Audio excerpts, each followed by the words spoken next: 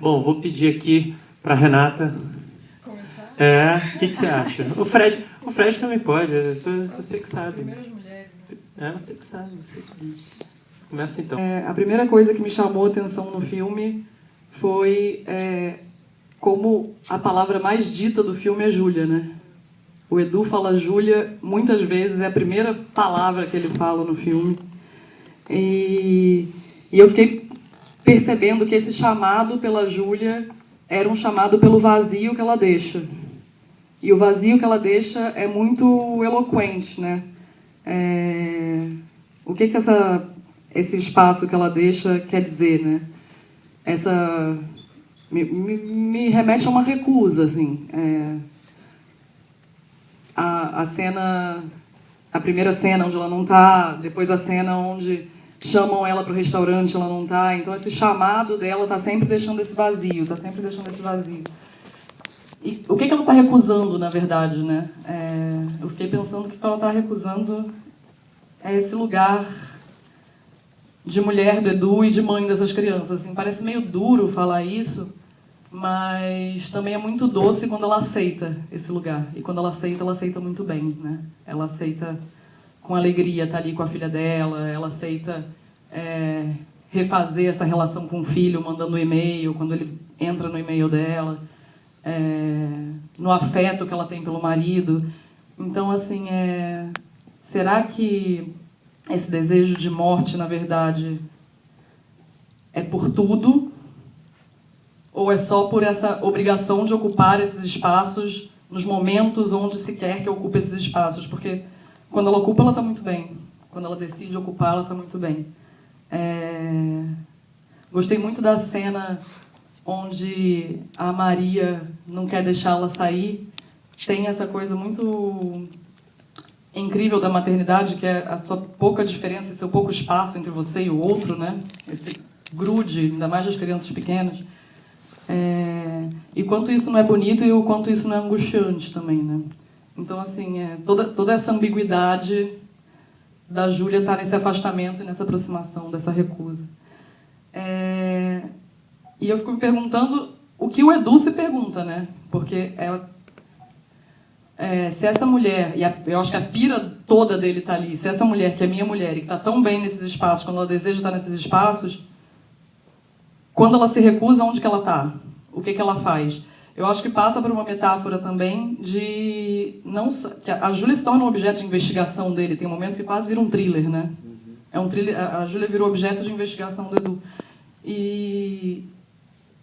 assim, o Edu representa muito bem esse homem contemporâneo, que a gente está vivendo mudanças de paradigma de relação homem-mulher, né? E quando o Edu começa a investigar a Júlia, me parece que ele não está tentando investigar só a Júlia, ele está tentando investigar a mulher, num certo sentido, assim, todas elas.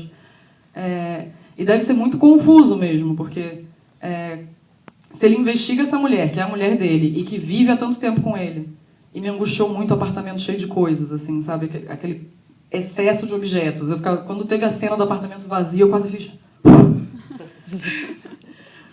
que bom ver o apartamento vazio, assim, tipo, a primeira cena dele falando no telefone com a mãe, o excesso do que é Júlia, o banheiro cheio de bijuteria, o excesso de fotos nas paredes, o excesso de coisas, me remete ao peso dessa relação, o tempo dessa relação, há quanto tempo eles estão construindo algo que está por um fio para ruir. Então, assim, voltando a essa investigação do Edu, eu acho que ele chega nesse beco sem saída, né? Que não há como saber. Aquela caixinha representa muito bem, né? Não há como saber o que há dentro da mulher no geral e nem da mulher que vive com você há tantos e tantos anos, né? Eu fiz umas anotações aqui durante a sessão, porque eu esqueci meu caderninho em casa.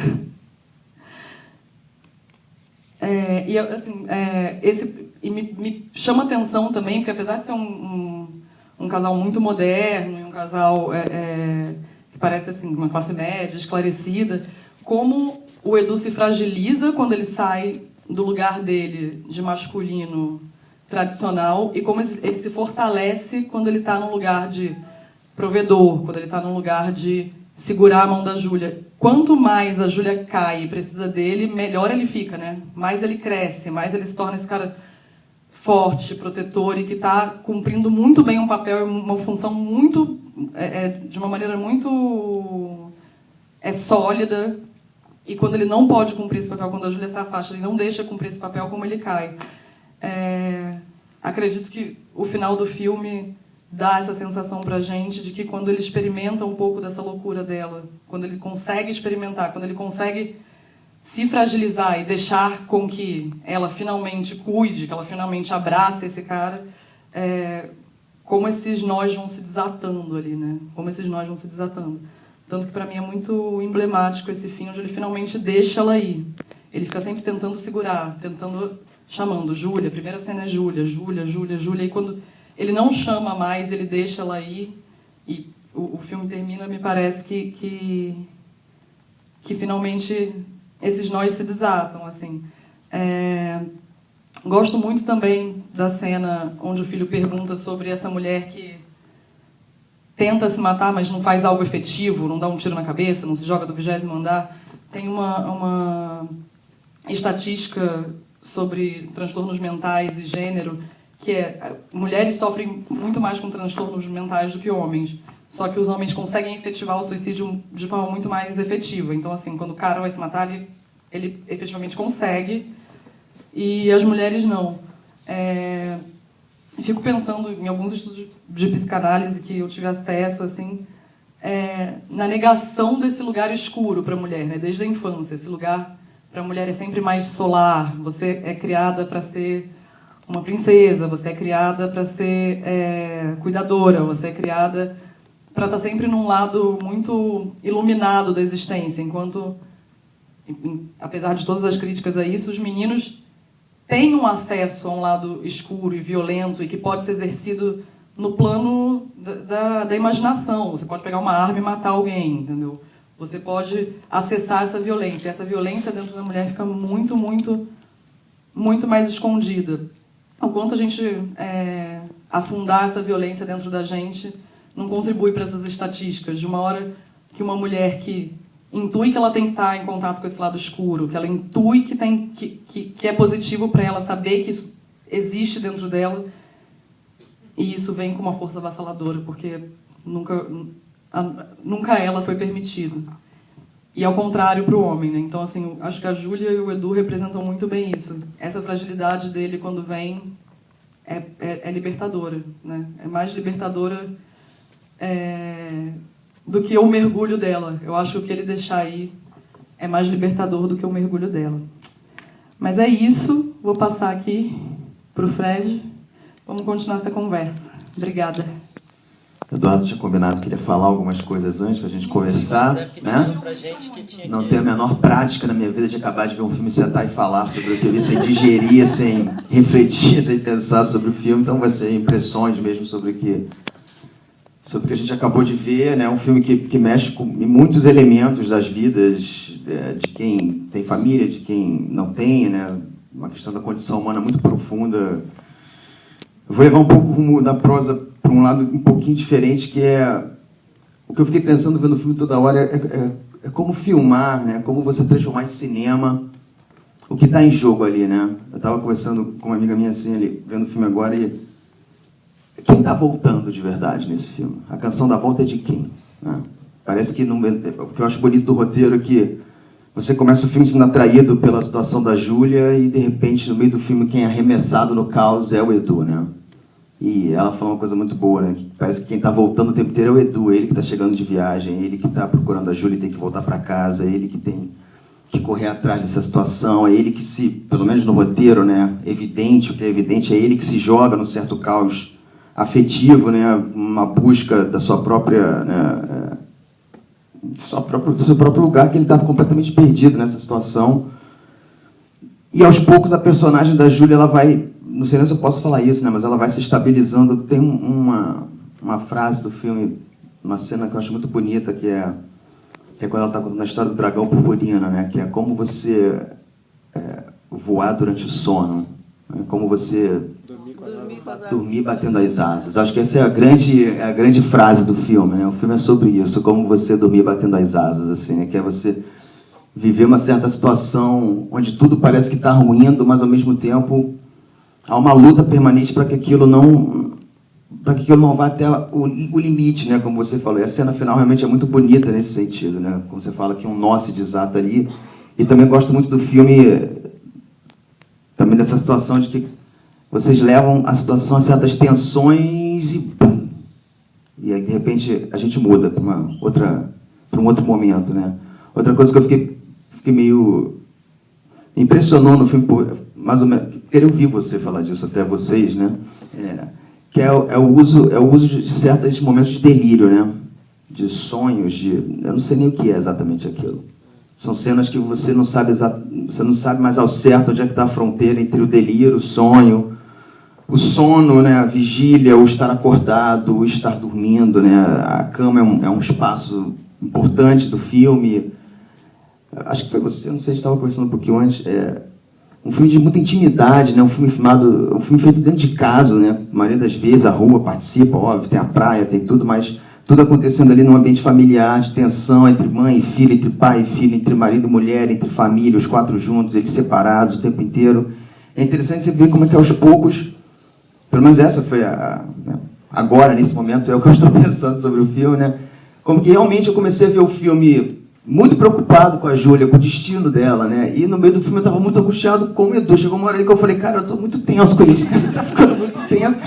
Que é a situação quando ele começa a persegui-la, abrir o e-mail, o celular, a caixa de lembranças, ir na aula, e começa a cercar a pessoa de um jeito que... todo mundo sabe disso, porque nesse momento algum problema você vai achar, né, em alguém. Alguém sempre está fazendo merda, desculpa a expressão, não tem jeito. Né? Não, ele estava, exatamente. Alguém sempre está, em algum momento, né? E ele começa uma busca ali em cima da vida dela, né? Aquele momento que ele começa a perguntar quem é você? Quem é você? Aquela pergunta é para ele, né, na minha opinião, né? Tá? Quem somos nós? Quem é você? Né? O que está acontecendo? E a reação dela é a reação que eu acho que ele não esperava, né? Uma reação tipo, cara... Bom, isso é como eu vi, né?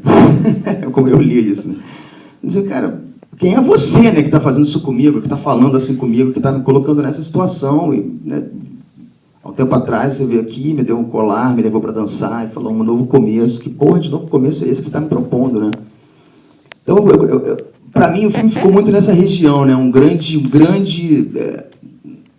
não é nem sonho, nem delírio, não são essas palavras exatas, mas é um grande borrão, digamos assim, desses sentimentos todos que vão conduzindo esse casal e essa família, obviamente, né? Acho que o papel do filho é central, né? Parece que é uma coisa boba, mas parece que ele é o capricorniano da família, o filho, né? É o cara que está vendo a parada, falando, cara, como você se separa da minha mãe? Porra, porque você não se mata, cara?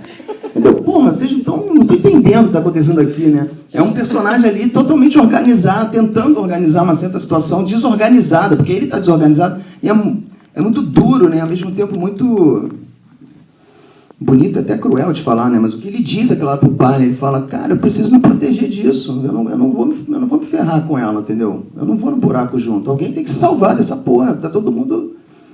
Então, acho que o filme ele passa muito, assim, é muito precioso o filme mesmo, né? Porque vocês conseguiram filmar um sentimento, né? Filmar uma dor, digamos assim, né? E não propuseram nenhum tipo de saída moral, né? Nenhum tipo de lição. Você não tem lição. Tem esse fluxo desse sentimento, né? Tem essa dor que é bonita, que é o amor, né? Tem o amor ali o tempo inteiro. O filme é sobre amor. Pronto, acho que é assim. Não, então, o negócio do som é... Porque, assim, o filme, ele é totalmente no ponto de vista do Eduardo. A história não é só a história dele, acho que tem a história de todo mundo ali, mas é muito, desde o início, eu, Léo, quando a gente estava fazendo o roteiro, a gente decidiu fazer isso do ponto de vista único, exclusivamente dele, e por uma razão também de que, no fundo... É um filme sobre o filme é uma opacidade enorme, né? Ele tentando, o filme está tentando achar alguma coisa e não encontra nada, está procurando e não encontra nada. E nesse movimento de estar com ele o tempo todo, a gente queria um pouco que o espectador se de alguma maneira, experimentasse uma sensação parecida com a dele, né? Radicalizar isso do ponto de vista subjetivo. Então, o narrador eu costumo dizer que é um filme em primeira pessoa. Então, se é um filme em primeira pessoa, quando ele está desorganizado, o filme também está, né? Quem está assistindo também está. Então, essa virada, que ela observou, é totalmente isso. Quando ela está fragilizada, ele está mais organizado, o filme está mais naturalista, mais realista, tá? As coisas estão acontecendo de uma maneira um pouco mais clássica, vamos chamar assim. A partir do momento em que ela vai ficando bem e ela sai do domínio dele, ele começa a lidar com a fraqueza dele, que é justamente a falta de lidar com o desconhecido, lidar com algo que ele não está controlando. E na medida em que isso começa a acontecer, o filme naturalmente também se desorganiza em tudo.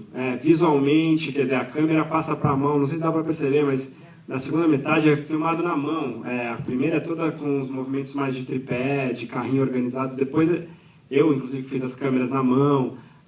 O filme já é um filme super escuro. E aí o som entrou muito nisso também.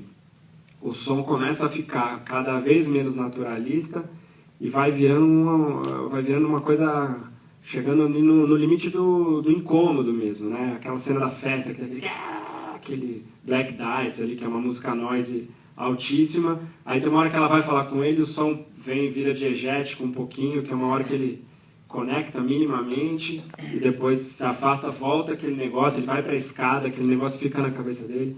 Ele é um exagero, assim, óbvio que é uma coisa, não é assim que é a vida, mas a gente queria que o som ajudasse a desorientar, ajudasse a...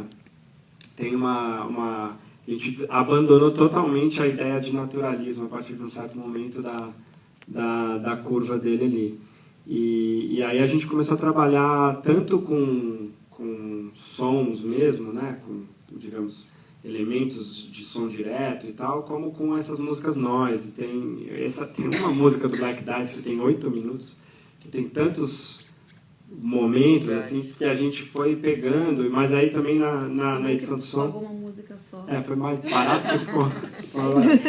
Mas a gente fez muito uma coisa de desenho de som, mixagem também, que é ir tirando grave, mexendo na sonoridade mesmo. Mas o som do celular também, né? É um som muito presente no filme. Tem uma hora que por exemplo, tem vários exageros. Na hora que o primeiro telefone toca, aquele telefone fixo, você quase pula da cadeira, assim, que ele é muito alto, muito mais agudo. O próprio sonzinho do celular que fica te acompanhando. A própria... Tem uns sons de... uns graves do apartamento, tem um elevador, porque o apartamento tem uma coisa característica, que é esse elevador que te e aí a gente gravou muito esses graves do elevador, e vira e mexe fica esse barulho, fica presente. Então, eu não sei, acho que tem muita gente que inclusive reclama disso. Que o som... Não, assim, sei lá, a gente já ouve de tudo, mas é que quando o filme muda muito, quando ele vira esse filme mais maluco, que as coisas não fazem tanto sentido, que o som é alto, confuso, que é a imagem escura, tem muita gente que se sente traído pelo filme, porque o filme estava prometendo ali uma história de um jeito e de repente ele vira outra coisa e sei lá, foi uma opção, eu acho que é uma coisa que que muda bastante, né, o filme. Ele nem todo marca mundo bem a vai. dinâmica. A questão da Júlia, acho que a Marina pode falar depois também, a gente construiu muito mais coisa do que está no filme, né? Isso é uma coisa... você tem pouco tempo, o filme é sempre apertado, assim, para dar conta de tudo que a gente gostaria. Daí, a personagem da Júlia, a gente tentou caracterizar ela por muitos lados, tem até o jeito que ela arruma o cabelo, os anéis, né? Tem toda uma construção um pouco, aquilo que ela falou, é uma pessoa de excesso, que tem um monte de coisa e tudo, mas ela, essencialmente, o que a gente queria é que ela fosse uma pessoa não verbal, no sentido, a Júlia não é de construção verbal, ela não fala, não é uma pessoa que consegue construir o raciocínio por palavra ou expressar exatamente o que ela está sentindo por palavras e tal. Então, mesmo nesse mural, lá no fundo, que tem aquele cantinho dela do começo, são desenhos, coisas bordadas, costuradas, mas é tudo imagem, objeto, e a coisa da dança entra muito por aí, é o jeito que ela se expressa, o jeito que ela se ajusta no mundo, é sempre muito físico, não é à toa que depois eles vão quando ele leva ela para dançar, é porque ele sabe que é ali que ela gosta, que ela tá. Então, a Júlia tinha que ser a personagem não verbal. E o Eduardo é o oposto. O Eduardo é o verbal, é o cara que gosta de organizar o discurso em palavras. Conversar, né? Ele quer conversar, ele lê, ele gosta de literatura, ele fica... Aquela cena dele ficar tentando arrumar aquela luminária, ele gosta de colocar as coisas no lugar, em algum lugar. Se você observar, a hora que ele entra em casa, tem um quadro um pouquinho torto, ele arruma, ele tira um bichinho da criança do chão e põe na mesa. Então, são duas pessoas totalmente diferentes, mas que se gostam, enfim, que tem, né, que se complementam, sei lá, que tem uma coisa uma pela outra, mas que se organizam de maneira realmente oposta. E o próprio Edu também é um cara fisicamente mais travado, muito menos expressivo, né, com o corpo, ele, enfim, ele tenta ali e tal, mas não é o lance dele. O lance dele é falado, escrito e tal. E o Paul Celan tem um poema que é meio inspiração pro filme e tal, não sei o que é um poema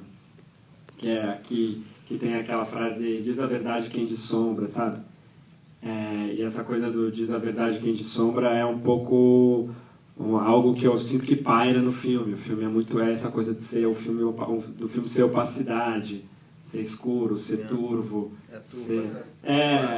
A verdade está na sombra, você não vê a verdade. A verdade, ela parece, você acha que vai enxergar o tempo todo e não enxerga. E eu falo, aquela sequência da luminária é um pouco isso também, ele está o tempo todo tentando botar uma coisa no lugar, mas é só mudar um pouco o ponto de vista e aquilo se entorta de novo. Não tem certo, porque tudo é uma questão de onde você olhar. Não vai chegar nunca num ponto regulado para tudo. Então, um pouco por isso. Mas a Amanda pode falar um pouco mais da Júlia também. Você falou bastante, né? Mas é que... Dança sobre a... Mas para mim tinha muito esse desafio mesmo, assim, de como construir essa pessoa que é, como ele falou, não verbal, né? O meio de expressão da Júlia é o corpo dela, né? E, claro, como o Gustavo falou, a gente tinha mais coisas no filme e, além das coisas que estavam no filme e que depois caíram, ou antes da filmagem, ou depois da filmagem e tal, a gente tinha uma biografia para ela um pouco mais extensa, assim. Ela tinha uma profissão ou uma não profissão, uma profissão que ela, enfim, deixou num certo ponto da vida e aí virou uma outra coisa e tudo isso acabou ficando excessivo no filme, a gente tirou. Mas, para além disso, muitos atores gostam de fazer, e eu gostei também de fazer, uma espécie de biografia da Júlia. E aí nessa biografia, você inventa, enfim, qual é o passado dela, de onde ela veio, o que ela gostava de fazer, o que ela não gostava, o que ela queria ser, quais são as frustrações e tudo mais. E nesse sentido, tinha uma coisa que era importante na história dela, que ela, de fato, ela era bailarina e não seguiu a carreira. Aí, enfim, isso não se explica, pode ser por causa dos filhos, do menino que nasceu cedo, ou porque ela mesma, por questões dela, enfim, não seguiu, enfim, isso não vem ao caso, mas isso era uma das coisas. E isso que o Gustavo estava falando também, da parte da construção, para mim a parte, como a expressão dela era física, né? Todo o visual da Júlia foi super importante para mim. Por exemplo, que o pessoal falando do cabelo, a gente ficou muito tempo pensando naqueles cabelos, os cabelos confusos, também tinha um excesso, muito grampo, trança, sempre tem um paninho amarrado, sempre tem alguma coisa, ela está sempre, que reflete um pouco o caos interno da cabeça dela, né? E no quarto dela também, né, aqueles paninhos, aqueles desenhos, aquelas coisas, ela tem muito anel, ela tem um jeito na mão, ela tem, né, sobretudo quando ela fica coada, assim, ela começa a fazer, né, ela tem umas coisas, uns trejeitos, enfim, que eram coisas para onde eu ia na hora das tensões. Naquela cena final, quando ela vira meio um bichinho, né, coado ali, né, quando ela descobre que ele mexeu nas coisas dela, ela se sente ameaçada e ela tem uma reação que é uma reação instintiva, né? Assim, que é uma coisa de animal mesmo, assim, quer dizer, ela bate o pé ela não consegue falar muita coisa, ela meio que grita, urra e bate o pé no armário, não sei o quê. Então são coisas que... É isso, é muito mais no físico do que no verbal. Concluído.